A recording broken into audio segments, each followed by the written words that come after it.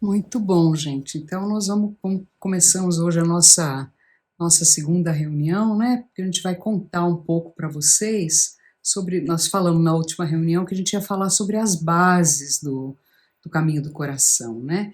E as bases do caminho do coração, a primeira base, a gente falou a semana passada, né? É a presença.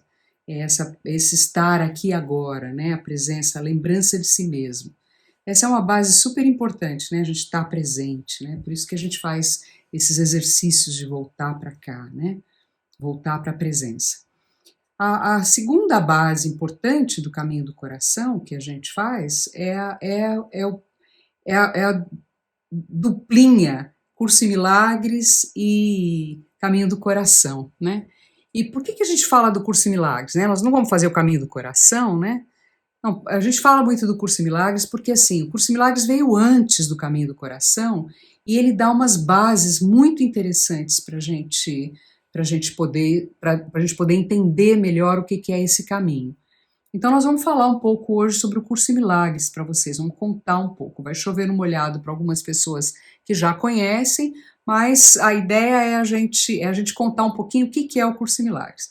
O Curso em Milagres, para quem não conhece, é um livro, um calhamaço, assim, é uma bíblia, assim, ele é enorme, ele é com papel bíblia, ele tem mais de 1000 páginas, né? E ele é um livro a história dele é muito bonita, assim, ela é muito interessante. Ela começa com duas pessoas, o Bill Thetford e a Helen Schucman, que eram dois professores de psicologia que trabalhavam na unidade de Columbia, em Nova York, no estado de Nova York. E eles tinham um relacionamento super conflituoso, não só entre eles, mas todo o departamento. O Bill era o chefe do departamento de psicologia experimental, eles faziam uma série de coisas, e eles tinham esse relacionamento complicado, era complicado em todo o departamento e era complicado no tudo que eles faziam, né? E chegou um dia eles estavam indo para uma reunião, que ia ser uma reunião super complicada, os dois juntos, tinha muita competitividade, muita briga, e aí o Bill de repente fez um discurso, ele falou, olha, eu acho que tem que ter outra forma de fazer as coisas, essa forma que a gente faz as coisas, essa forma não funciona mais para mim, eu não quero mais, eu não quero esse jeito de fazer as coisas, tem que existir alguma outra forma.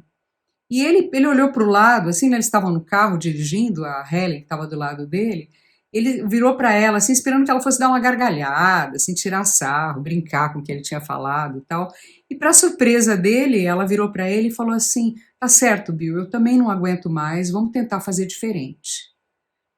E depois desse dia, a Helen começou a ter uma série de sonhos, uns sonhos estranhos, uns sonhos onde ela via um livro, uns sonhos que ela lembrava, eles estavam indo para um lugar em Harvard e ela, ela viu uma capela, que era uma capela daquele lugar, e aí, quando eles chegaram lá, eles descobriram que não tinha capela nenhuma lá.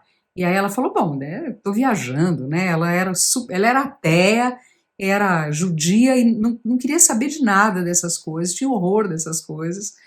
E aí eles foram num lugar e de repente ela viu um quadro, que era um quadro da capela, que existia lá em Harvard, mas que ela foi exatamente o que ela viu. E ela começou a ter essas coisas, assim, uns fenômenos engraçados, assim, né? O Bill foi viajar, ela descreveu para ele exatamente o lugar que ele estava, umas coisas engraçadas, e ela achava isso super esquisito, porque ela era uma psicóloga, professora universitária, e não queria saber desses assuntos esquisitos. Bom, aí um dia ela ouviu uma voz que falou para ela assim: Você é um canal.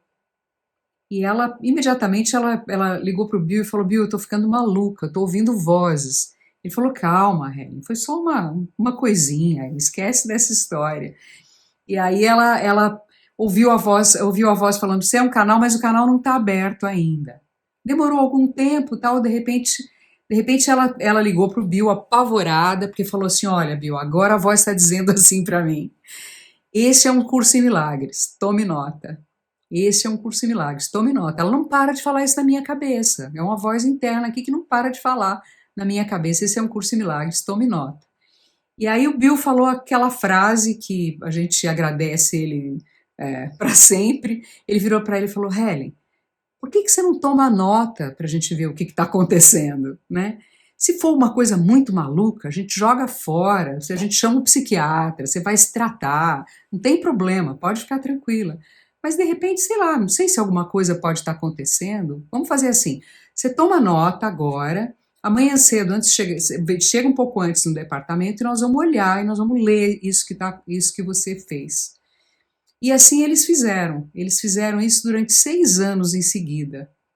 E aí, durante esse tempo, durante esse período, isso aconteceu.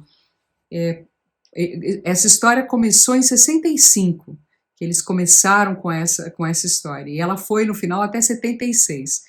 Foram 11 anos, mas os primeiros 6 anos, ele escreveu um livro que era um texto enorme, um texto de mais de 800 páginas.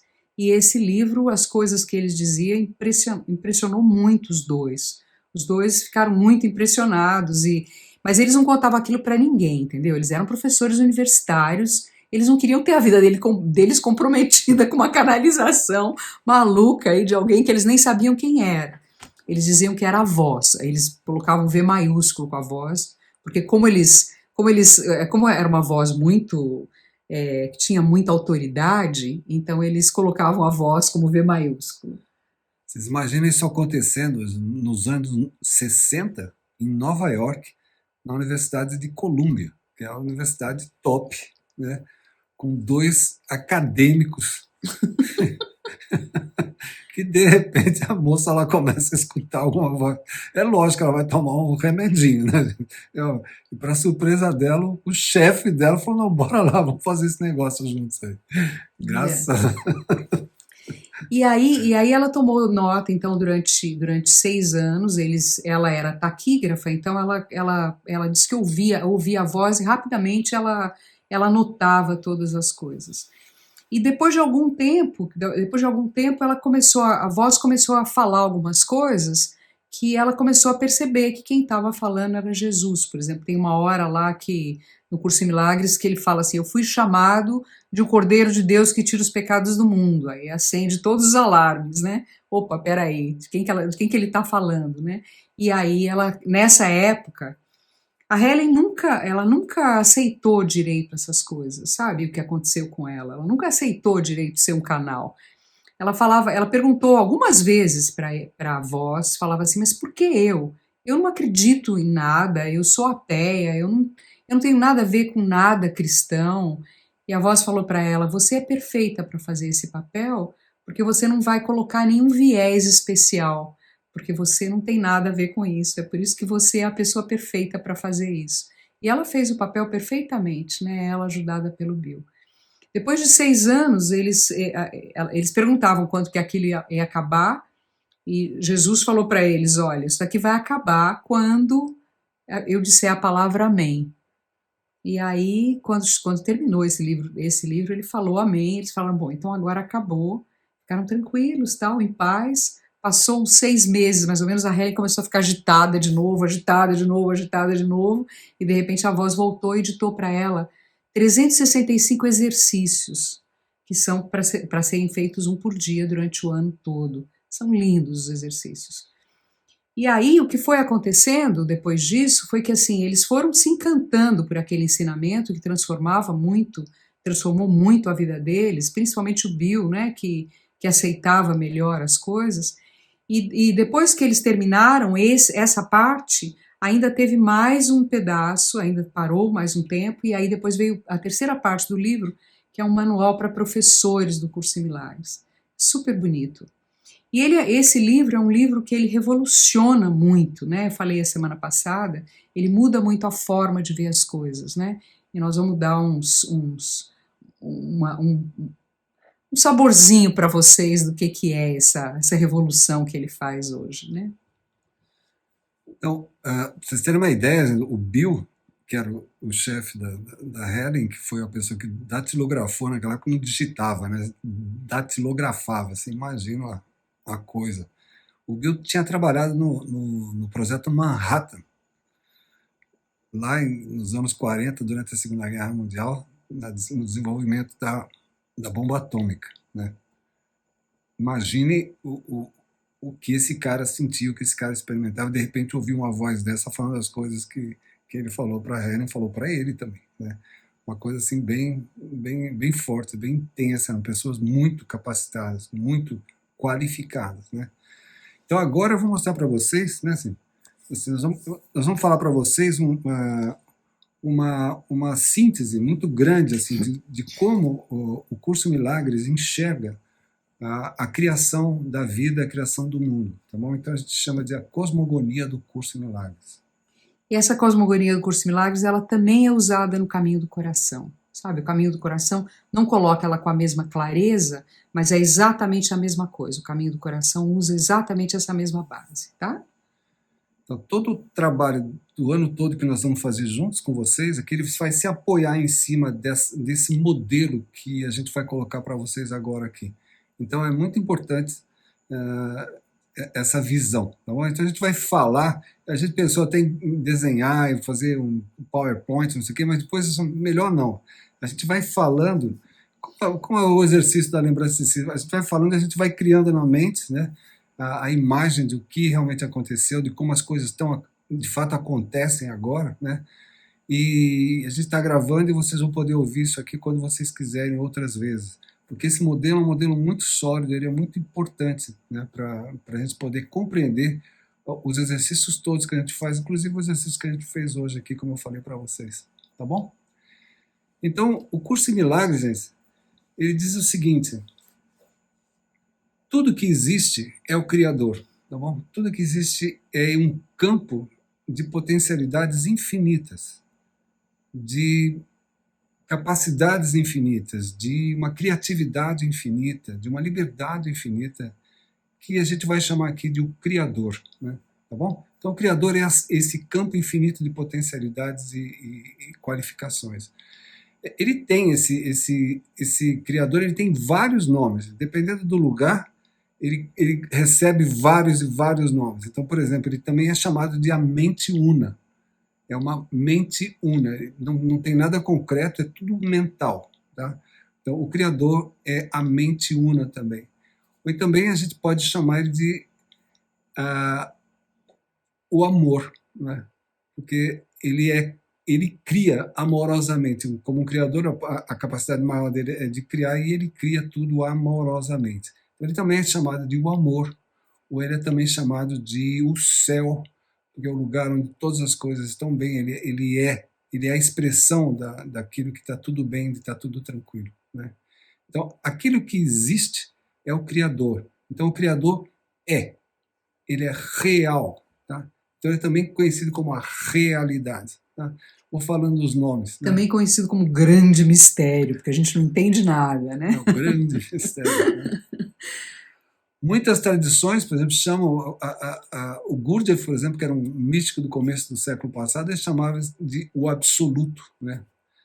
Os Ishayas, que fazem a ascensão Ishaya, que a gente já ensinou muito a meditação Ishaya aqui para alguns de vocês, eles se referem ao ascendente, né? Esse campo de infinitas possibilidades. E, claro, muitas tradições chamam de Deus, né? Essa palavra que hoje tem uma reputação bastante duvidosa, né? Pelas coisas que foram feitas no nome dele, tá bom? Mas, assim, relaxa, não tem nada a ver com religião esse trabalho, tá bom? Também é conhecido como Deus. Então, é o Criador, é aquele que cria tudo a partir de si mesmo, tá?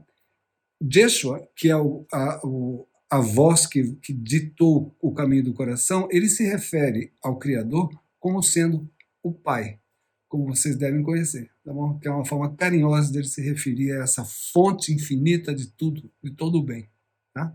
Então, o pai ou a mãe, né? Ou Abba, como ele fala, ABBA, como o conjunto famoso lá dos anos 80. Abba, né? É o Pai, o Criador infinito, capaz de criar qualquer coisa, tá bom? Até aqui tudo bem, gente? Então, nesse nível, né, da existência, só existe o Criador, tá bom? E ele é. E nesse nível não existe nem tempo e nem espaço. Então, tudo é agora. aqui. Tá bom? Tudo existe aqui. E o que acontece, gente? Olha que bonito, assim. Essa frase é uma frase clássica que vocês podem anotar, assim, que é central na compreensão desse modelo.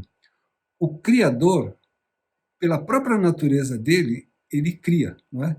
Ele é um Criador infinito. E olha só, a frase é a seguinte: o Criador cria pela extensão de si mesmo. Tá bom? Então, o Criador, ele se estende e ele cria a sua criação. Tá bom? Super simples, super natural. Você fala, nossa, é claro, né? Ele cria pela extensão de si mesmo. Então ele não pega uma parte dele e joga lá na frente e fala, você está lá e eu estou aqui. Não. O Criador se estende e ele vai criando a criação dele. Então, entre o Criador e a sua criação não existe um vácuo, não existe um buraco, um espaço onde não há nenhum dos dois. Não. Tudo que existe é o Criador e a sua criação, que ele cria continuamente, infinitamente. Ele se expande até o infinito. Tá bom? Tá claro? Então, o Criador cria pela extensão de si mesmo. E quantas criações o Criador cria? Uma. Tá? Porque, como ele cria pela extensão de si mesmo, se ele fosse criar duas, ele tinha que criar um do lado de cá, um do lado de cá, e no meio não tinha ninguém. Né? Ia ficar um vazio. Para ter os dois, teria que ter esse lugar que não é nada. Tem um aqui e outro aqui que são diferentes. Não. Como tudo está unido, né, pela mesma qualidade, pela mesma substância, o Criador cria apenas uma criação. Então, a gente diz, o Pai, ele tem só um filho. Né? E aí a gente começa a entender por que se fala tanto de que Deus tem um filho único. Né? E é nesse sentido. Filho unigênito. O filho unigênito. Né?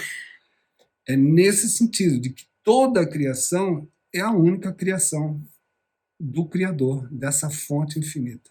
Tá bom? Isso é muito interessante, né? Então a gente começa a compreender essa confusão que foi formando aí, né? Assim. Posso fazer um parentezinho?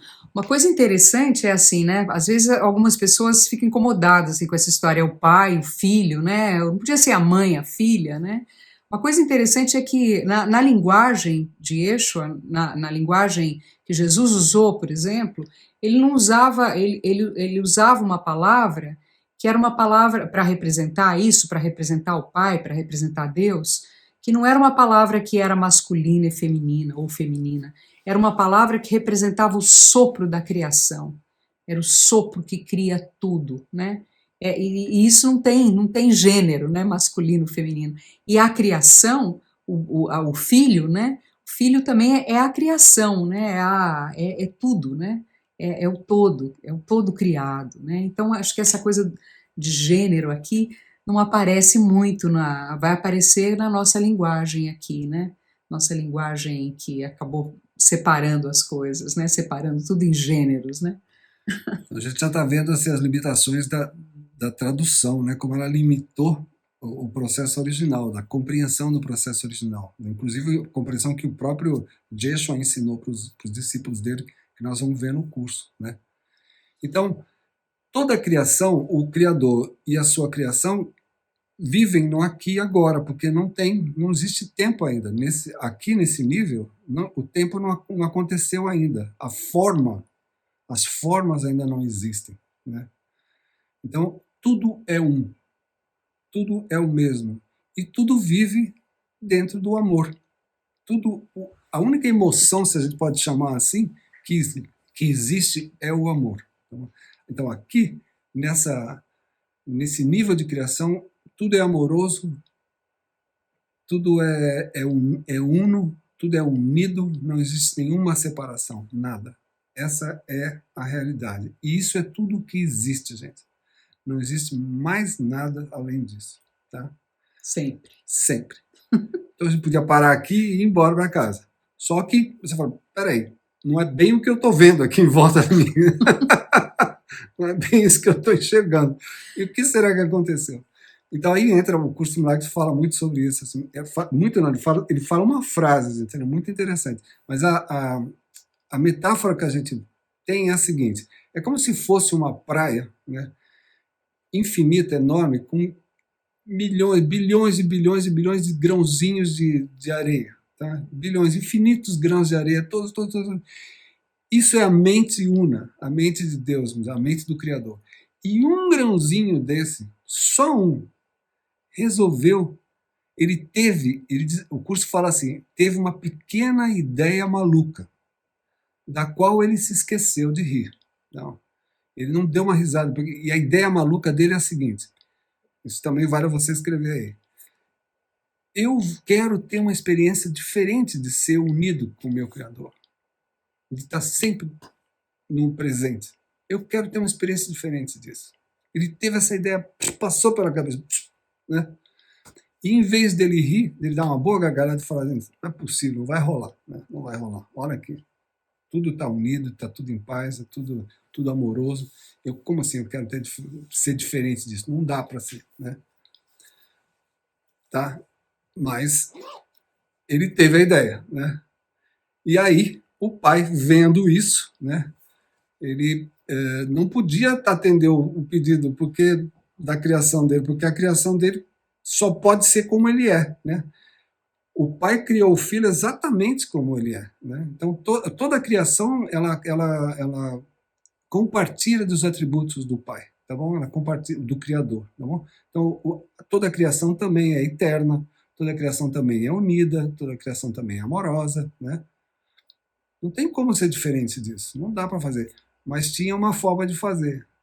E qual era a forma, gente? A forma muito compassiva, né, para que aquele grãozinho único de areia pudesse ter a experiência da separação, o Criador adormeceu a consciência, aquela pequena parte da mente, aquela minúscula parte da mente, dormiu, gente, e sonhou com a existência do outro. De fato, ele dorme e sonha com a existência do outro, né? Tá bom? Então foi aí que ele, na Bíblia está descrito, e o curso cita isso mesmo, olha só que bonito, ela fala assim, essa é outra frase espetacular, o curso fala assim, um sono pesado caiu sobre Adão, e não existe nenhuma menção no restante da Bíblia de que ele tenha despertado. O sonho pesado caiu sobre Adão e foi criado o outro, né? Que é a Eva, né? Ele começou a sonhar com a existência de um outro, né?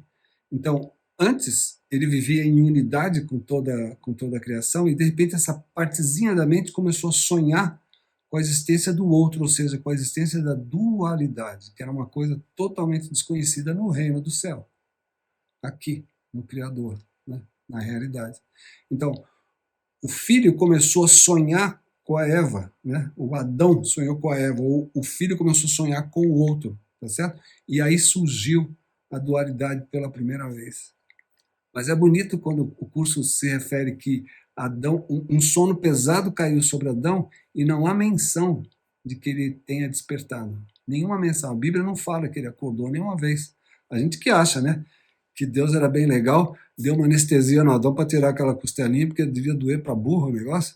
E é claro que uma hora a anestesia passou, né? Como sempre passa. Mas não falou que passou, né? Então ele está sonhando, gente, continua sonhando. Olha que incrível. Tá? Aquela minúscula parte que resolveu acreditar no sonho, né? Em vez de voltar para casa, ele esqueceu de dar uma boa gargalhada, ele entrou no sonho, ele se assustou da verdade. Na hora que ele viu que ele estava sozinho no sonho, né? Ele sentiu medo, né?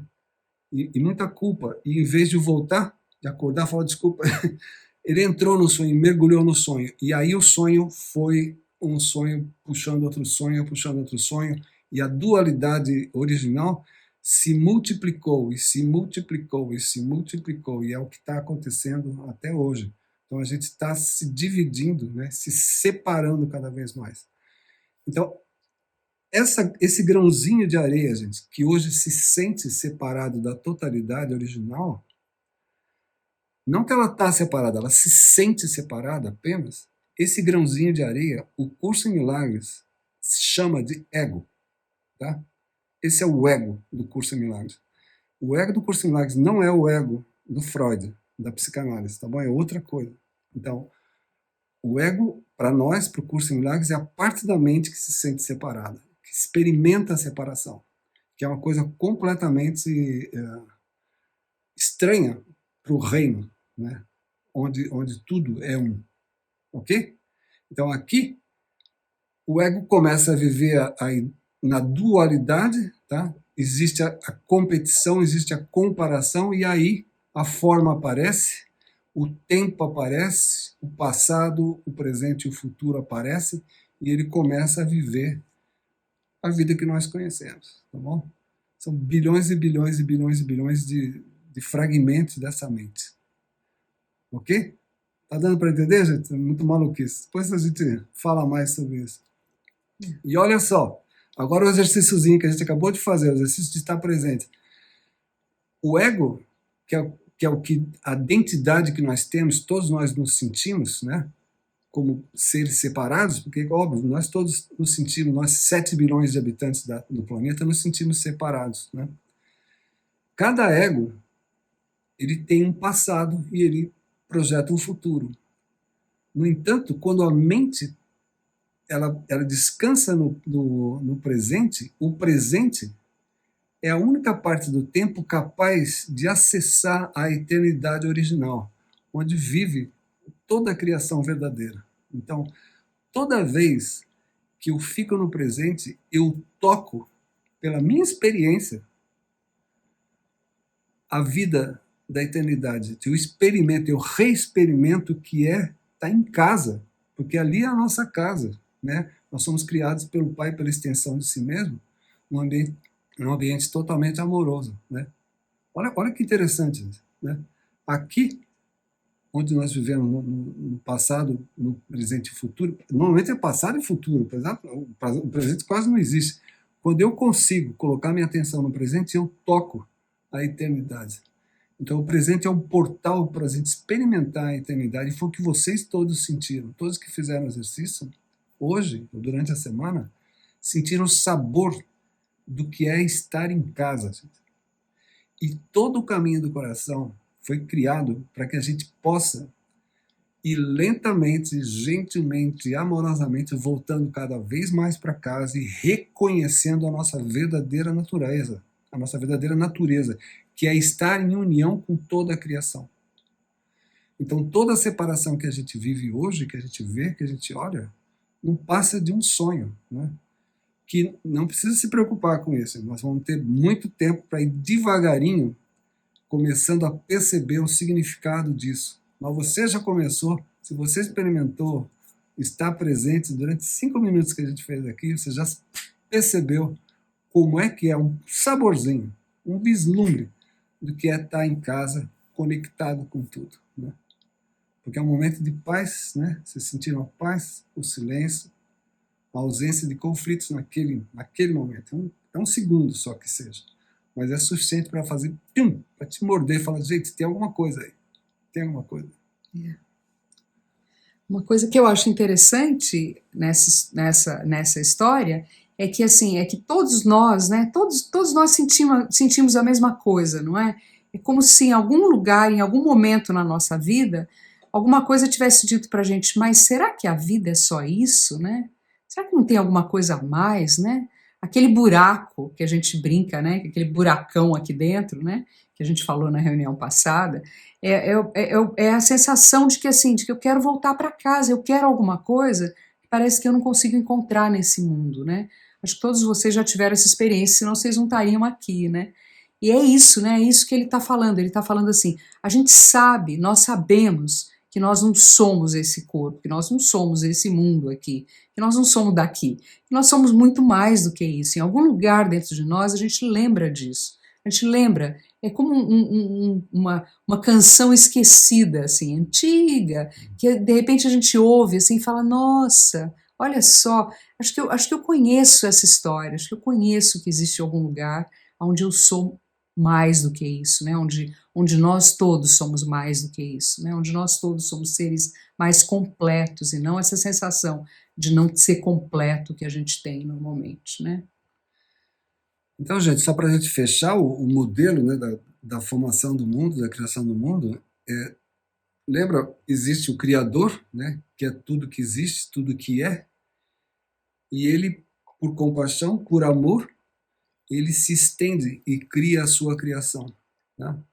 O Filho, a criação é exatamente como o Pai, compartilha de todos os seus atributos, tem exatamente os mesmos atributos. Eles têm só uma diferença, gente, que eu não falei para vocês. A diferença entre o Pai e o Filho é a seguinte: o Pai cria o Filho, mas o Filho não cria o Pai, né? E nem cria a si mesmo. Tá? O Filho é como ele foi criado para ser. Ele não tem como ele criar diferente. Ele pode até sonhar que ele é diferente de realmente ser diferente do que ele foi criado para ser. Tá bom? Então, nesse nível da existência, tudo é regido pelo amor. E no sonho, gente? Quando aquela pequena partezinha, aquela moléculazinha resolveu ter uma experiência de separação e criou todo esse universo de dualidade e separação, qual é a emoção que domina aqui? Né? Porque então a gente vai dizer qual é o critério para eu saber se eu estou mais para o lado da unidade ou mais para o lado do ego. Né? Então, na unidade, a emoção que predomina é o amor. Né? E no ego, gente, a emoção que predomina é o medo, tá bom? É o medo. Aqui, no universo da separação, nós nos comparamos, nós competimos, nós disputamos, nós temos muito medo, nós nos expressamos muito, tomamos muitas das nossas decisões pelo medo. E é uma coisa tão enraizada na nossa cultura, no nosso inconsciente, que a gente nem percebe, a gente nem nota isso. E o caminho do coração, com o maior amor do universo, vai nos levar a ver isso com muita paz, assim, com muita luz, com calma, com muita calma. Calma, a gente só vai ver isso, tá bom? Só vai enxergar que são assim. Porque eu sei que isso é um impacto muito grande, né?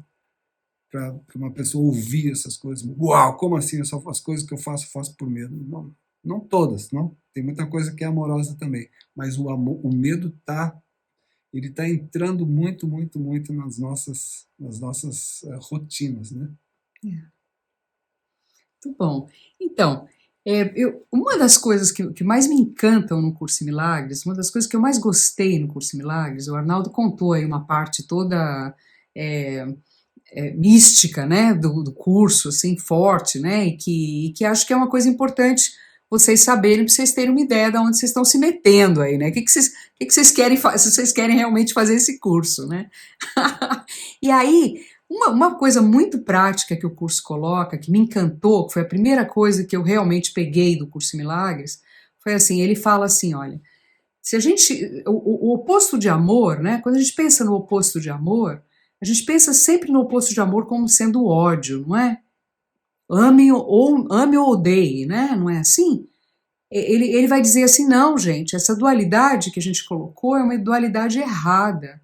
A dualidade que existe de verdade mesmo é amor e medo. A verdade é que, assim, eu usei sempre aquele exercício que eu brinquei com vocês na semana passada, que é assim, e se for verdade essa história do amor e do medo? Vamos testar para ver se é verdade essa história do amor e do medo?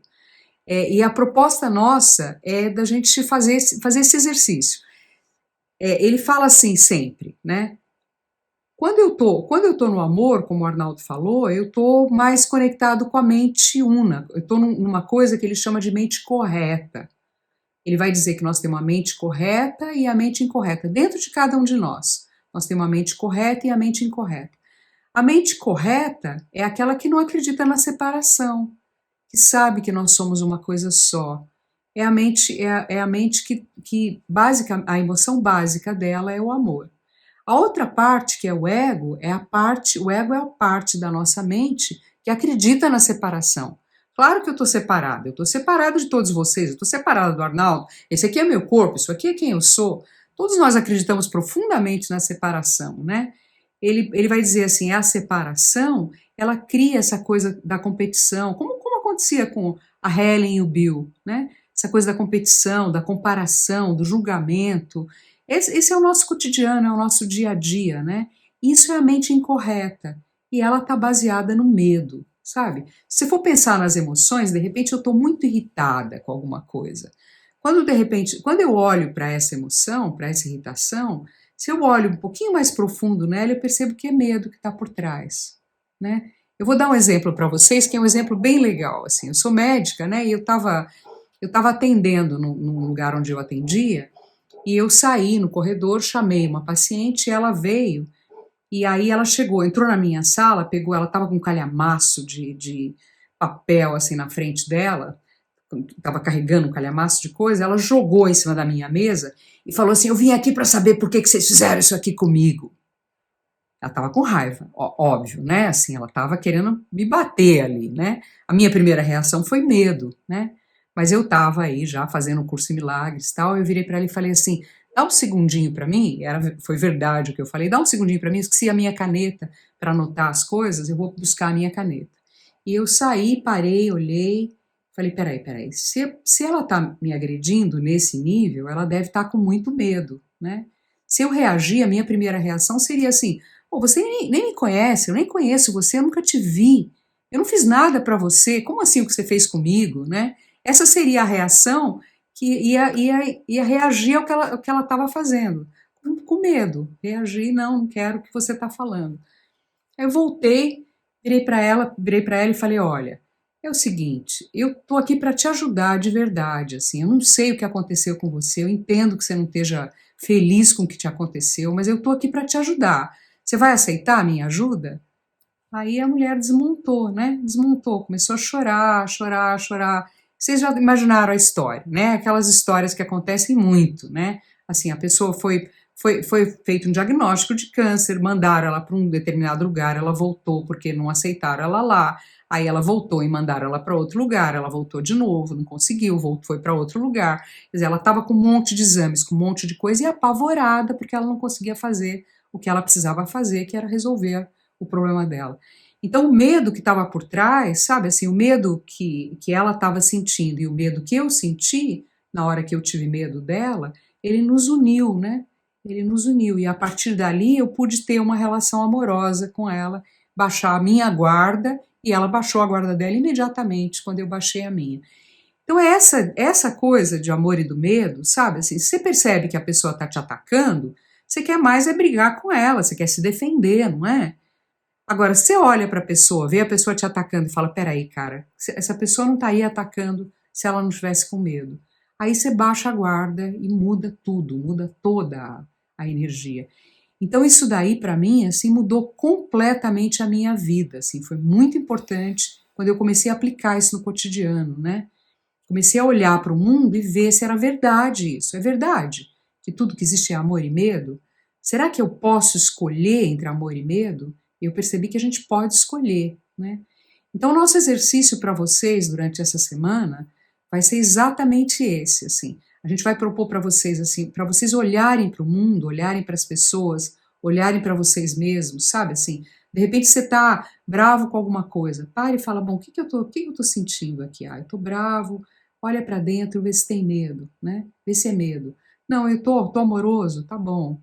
Olha para as outras pessoas e fala: peraí, a pessoa tá, a pessoa tá muito triste. Será que ela tá com medo? Ah, sim, deve estar com medo, né? Sei lá, tem coisas acontecendo que ela tá com medo. E aí o amor e medo começa a fazer parte do nosso cotidiano. Então, nossa proposta para vocês durante essa semana é ficar fazendo tentando ver se essa dualidade é verdadeira, tá bom? Amor e medo. Se isso é verdade para vocês, sabe? E poder começar a observar isso para poder começar a fazer a escolha, né? Escolhas. Fiquem tranquilos, gente, viu? Fiquem tranquilos. A gente vai fazer isso muitas vezes ao longo dos próximos meses, né? Observar. O caminho do coração que a gente ainda não começou, a gente vai começar. A semana que vem a gente já vai ter uma outra reunião final para fechar com vocês. Na outra semana, 15 dias, né? O caminho do coração ele é todo no sentido de nos trazer de volta para essa capacidade de ver as coisas com esse olhar que a Cíntia colocou, né? Começar a enxergar as coisas como elas realmente são, tá? Então, não se esqueçam que nós todos nós temos dentro de nós aquilo que a gente chama de mente correta, que é a parte da mente que se lembra da minha conexão com o Criador, né? Que sempre foi e que sempre será assim, e tem aquilo que se chama mente incorreta, que é o eguinho que está achando que ele está sozinho, né? Que está morto de medo por tudo que ele faz. Então, observar esse jogo, começar olhando que a gente oscila, a gente dança de um lado para o outro nesse campo, é muito importante, tá bom? Então, fiquem tranquilos, a gente vai ter tempo de fazer isso, a gente vai ter tempo de olhar e vai ter tempo de reconhecer isso.